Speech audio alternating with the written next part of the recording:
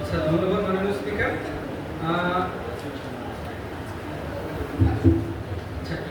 ধন্যবাদ মাননীয় স্পিকার। আমি একটি ছোট গল্প দিয়ে শুরু করতে চাই যে আমাদের বিগত 15 বছরের শাসন আমলে আমরা হঠাৎ করে দেখেছি যে বগুড়াতে কোনো উন্নয়ন নেই। বগুড়ার রাস্তাঘাট সব ভাঙাচোরা, বগুড়াতে বড় বড় কোনো প্রকল্প আসে না, বগুড়াতে আমাদের হচ্ছে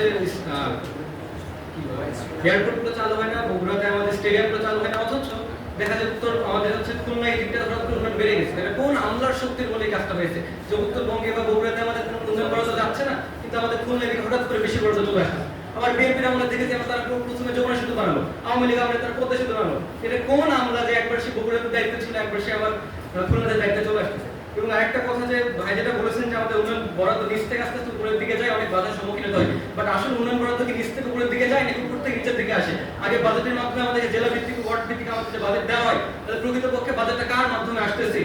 আচ্ছা, দ্বিতীয়ত উনি বলেছেন যে বগুড়ার সিরাজগঞ্জ রেলের কথা বলেছেন। তো বগুড়া সিরাজগঞ্জ রেলে অনেকদিন ধরে বাধাগ্রস্ত আছে, বাট কেন বাধাগ্রস্ত ছিল? হুট করে সরকার পরিবর্তনের পরে কেন এটার কাজ নতুন করে শুরু হলো? তাহলে এখানে আমলাতান্ত্রিক জটিলতা নাকি আমলা পরিবর্তন হয়েছে, নাকি এখানে রাজনৈতিক প্রেক্ষাপটে এবং রাজনৈতিক ব্যক্তিদের হাত ছিল? তৃতীয়ত আমাদের তিনি বলেছেন যে আমাদের বিভিন্ন সকল প্রকল্পগুলোর মেয়াদ বৃদ্ধি পায়, মেয়াদের বাজেট ব্যয় বৃদ্ধি পায়। আমাদের আমলারা কি, আমাদের রাজনীতিবিদরা এতই শিশু, সে তার এলাকায় দেখতেছে আমলারা এত দুর্নীতি করতেছে, তার প্রকল্পের মেয়াদ বাড়ছে, তার এলাকায় সুনাম নষ্ট হচ্ছে, সে কিছুই করতেছে না, সে বলছে আচ্ছা বাবা ঠিক আছে কিছু করার নেই, করো তুমি। এত কি শিশু তারা? তাহলে এখানে কি তাদের কোনো কন্ট্রিবিউশন নেই? এরপরে তিনি বলেছেন পাচারের একটা বড় অংশ আমাদের আমলাদের মাধ্যমে হয়েছে। বড় অংশ দিয়ে আমলাদের মাধ্যমে হয়েছে, বাকি অংশটা কারা করেছে? আমরা সাধারণ জনগণ করেছি। সেই বাকি অংশটা কারা? তাদের স্টেক হোল্ডারদের এখানে কি অবদান রয়েছে?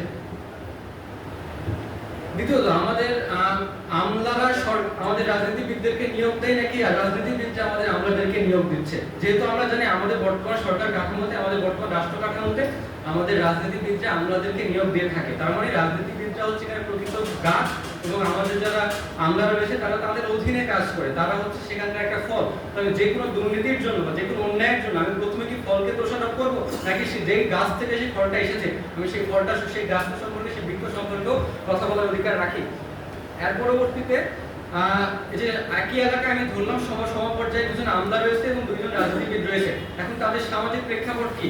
একজন আমলা, সে অনেক কষ্ট করে একটা চাকরি পায়, তার বিরুদ্ধে কোনো দুর্নীতি হলে, তার বিরুদ্ধে কোনো দুর্নীতির অভিযোগ এলে অন্য কোনো কারণে তাকে বরখাস্ত করা হতে পারে, সে তার বসের মাধ্যমে সহজে অপসারিত হতে পারে, তার সামাজিকভাবে সে নিগৃহীত হতে পারে। বাট একজন রাজনীতিবিদের জীবন কি? সে আজকে ক্ষমতায় আছে, 5 বছর পর ক্ষমতায় চলে গেল, আবার 10 বছর কষ্ট করবে, সে 5 বছর পর আবার ক্ষমতায় আসবে।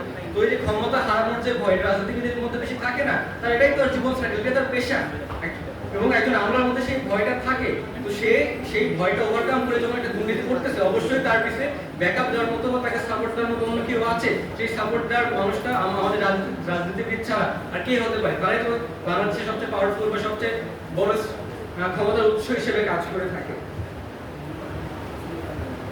তারপর আমরা আরেকটা জিনিস দেখতে পাই যে আমাদের বিভিন্ন সরকার পরিবর্তনের পাশাপাশি আমাদের প্রকল্প বা আমাদের হচ্ছে মোটিভের পরিবর্তন হয়ে থাকে। আমি ক্ষমতায় আছি, আমি আমার জন্য একটা কাজ করতেছি, বা যে কোনো উন্নয়নমূলক কাজ থেকে ধারাবাহিকতা থাকে।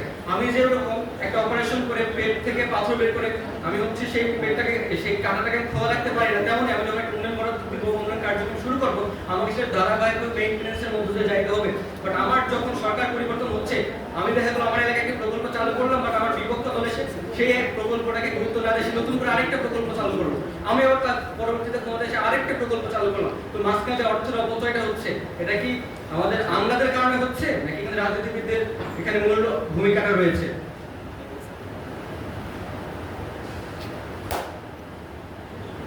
আরেক মিনিট। আচ্ছা, এবং এর পাশাপাশি আরেকটা জিনিস, যে কোনো অন্যায় আমাদের মানব চরিত্রের সাথে যায় না। আমরা মানব চরিত্রের গঠনটা এরকম, আমরা অন্যায় করতে চাই না। অন্যায়টা আমরা কেন করি? হয় লোভের মাধ্যমে করি, অথবা আমরা ভয়ের মাধ্যমে করি। আমরা লোভের কথাটা আগে বলেছি এবং আমরা ভয়ের কথাটা এখন বলতে চাই। এখন আপনি বলেন, আমাদের একটা সমাজে একটা আমলাকে এমপি কে চায় বলে যে ভাই আপনি কাস্টমার করে দেন, নাহলে আমি আপনার ক্ষমতা থেকে সরাই দেবো, নাকি একজন এমপি সেই এলাকার কোন আমলাকে যে বলে যে আমার হয়ে কাজটা করতে হবে, নাহলে তোমার চাকরি থাকবে না। তো এখানে প্রকৃতপক্ষে ডমিনেশনটা কে করতেছে? এবং যে ডমিনেশন করে আমাদের মূল দুর্নীতি বা মূল উন্নয়নের ধারাবাহিকতার যে বাধাগ্রস্ততা, যে ডমিনেশনটা তার মাধ্যমে হয়ে থাকে। এজন্য আমি মনে করি আমাদের যে উন্নয়নের ধারাবাহিকতাটা নষ্ট হয়ে সেই গতি পায় না, এটা আমাদের আমলাতন্ত্রের চাইতে আমাদের রাজনীতিবিদদের ভূমিকা।